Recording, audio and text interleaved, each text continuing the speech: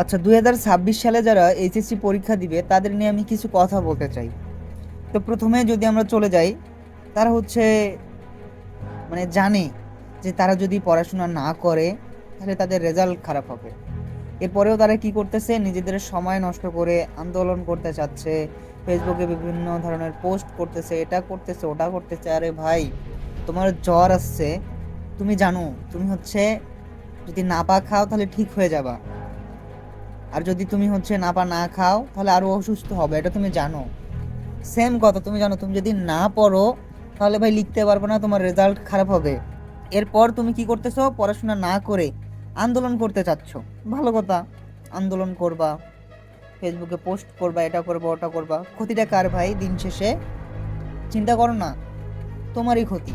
তুমি জানো যে তুমি নাপা না খাইলে সুস্থ হবা না, আর যদি নাপাটা খাও তাড়াতাড়ি সুস্থ হয়ে যাবা। ভালো কথা, জানো এটা। এটাও জানো যে তুমি পড়াশোনা না করলে রেজাল্ট খারাপ হবে, তাও তুমি পড়তেছো না, আবার তুমি দোষ দিবা শিক্ষামন্ত্রীর। আরে ভাই, শিক্ষামন্ত্রী যা ইচ্ছা করুক না, তুমি পড়াশোনা কমপ্লিট করো, তোমার এত ভয় কিসের? বোঝাও আমার। যারা ফেল করবে তারাই এই ধরনের বিভ্রান্তি ছড়াচ্ছে, যারা পড়াশোনা করতেছে তারা কখনোই এগুলা নিয়ে মাথা ঘামায় না।